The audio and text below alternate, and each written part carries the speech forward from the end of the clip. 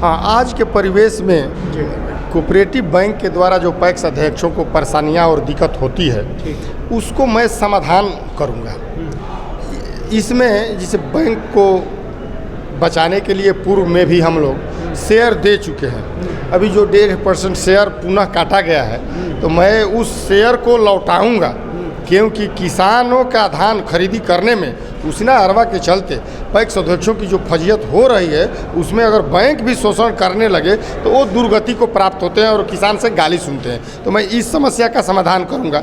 दूसरी बात, हम लोगों को पैक्सों को सरकार से जो सूद मिलता है उससे ज़्यादा सूद कोऑपरेटिव बैंक द्वारा काट लिया जाता है।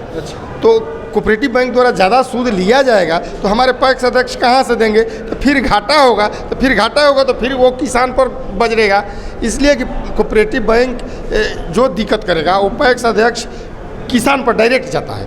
मैं और चाहूँगा कि हम लोगों के जो डिफाल्टर पैक्स अध्यक्ष बंधु जो अपने संसाधन से खरीद किए हैं उनका 2.5% अगर नहीं लौटाया जाता है तो अपने गोदाम का भाड़ा, प्रबंधक का, ये सब कहाँ से देंगे? तो इन समस्याओं को मैं समाप्त करना चाहता हूँ और करके मैं हर पैक्सों में एक जमा वृद्धि योजना लागू करना चाहता हूँ, जो पूर्व में भी चालू हुआ था लेकिन वो मूर्त रूप में नहीं आ पाया, वो समाप्त हो गया।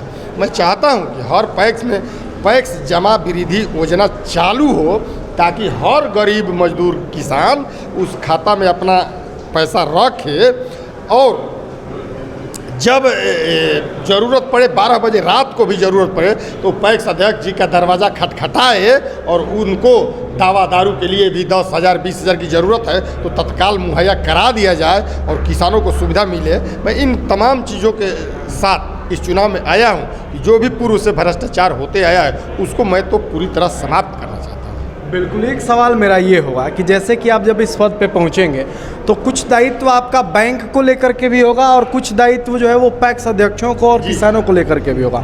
तो जब ऐसा समय आता है कि ये दोनों दायित्व आपस में टकराते हैं तो आप किस ओर खड़े रहेंगे? हम पैक्स अध्यक्ष के ओर पहले खड़ा रहेंगे। क्यों? क्योंकि पैक्स अध्यक्ष अगर जिंदा रहेंगे तभी रहेगा।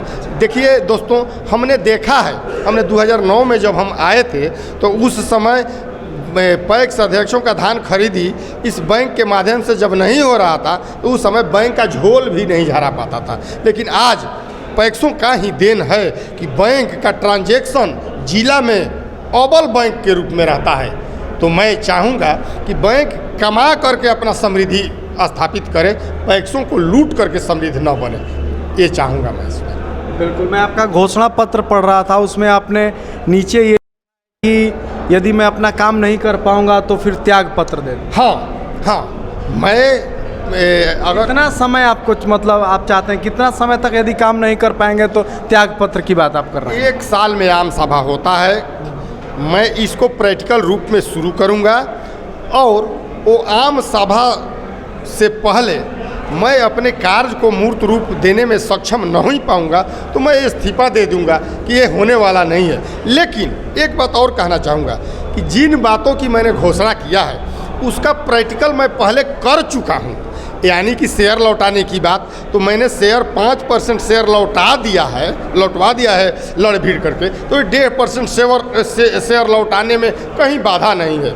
अगले साल जब 9% से ज़्यादा सूद काटा गया था उस सूद को मैंने लौटवा दिया है, तो इस वर्ष भी 9% से ज़्यादा सूद लौटवाने में कोई कसरत करने की ज़रूरत नहीं है।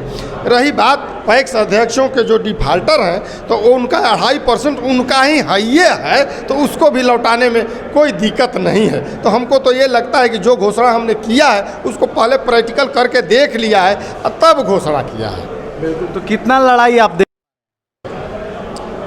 अभी तो देखिए हमारे पैक्स अध्यक्ष में 90% पैक्स अध्यक्ष जिनका शोषण हो रहा है वो हमारे साथ हैं, हमारे दिल में है। यहाँ जाति पाति नहीं है, यहाँ केवल पैक्स अध्यक्षों की जाति है।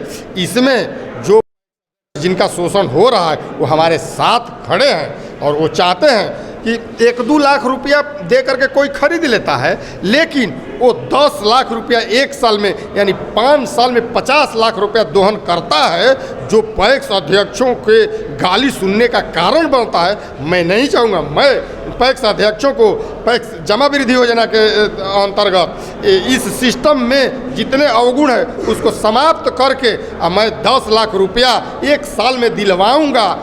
और उसके लिए सिस्टम सब तैयार है, पारदर्शी है कि सब जगह जहां गलतफहमी डाल के बैंक लेता है। अब देखिए मुख्यमंत्री जी से जो अगले साल अतिरिक्त सूद कटा था, यानी कि कहने का मतलब कि 3 महीना का एसएफसी सूद देता है, हम लोगों को 6 महीना का सूद लग गया। हमने मुख्यमंत्री जी से कहा तो उन्होंने 3 महीना का सूद लौटवा दिया है, कोऑपरेटिव बैंक में आ गया है। तो ऐसी लड़ाइयाँ भी लड़ते रहूँगा कि पैक्स अध्यक्ष को कहीं हानि न हो, केवल बैंके से नहीं। देखिए इस साल हम लोग लड़े पूरा लड़े भिड़े, लेकिन हम लोगों का अरवा नहीं हुआ। लेकिन मैं चाहूँगा अगले साल चुनाव जीतने के बाद भी एक मुहिम शुरू कर दूंगा कि नहीं, सबको अरवा का अवसर दिया जाए। ये अगर पैक्स का मिल है तो पैक्स का मिल किसी के घर का मिल नहीं है, किसी के बाप का मिल नहीं है। ये घाटा लगेगा तो सरकार जाने, लेकिन पैक्स अध्यक्षों को कम से कम 50-50 अरवा उसीना का समय मिलना चाहिए, ताकि सबको समान अवसर प्रदान हो और सभी अपने पैक्सों को समान लाभान्वित कर सकें। बिल्कुल, तो आप सुन रहे थे मनोज कुमार सिंह जी को, जिन्होंने बहुत ही जोश दिखाया और उत्साह से घोषणा कर रहे हैं। और उन्होंने ये भी कहा है कि यदि वो अपना जितना भी घोषणा पत्र में वादे किए हैं पूरा नहीं कर पाएंगे तो त्याग पत्र भी दे देंगे।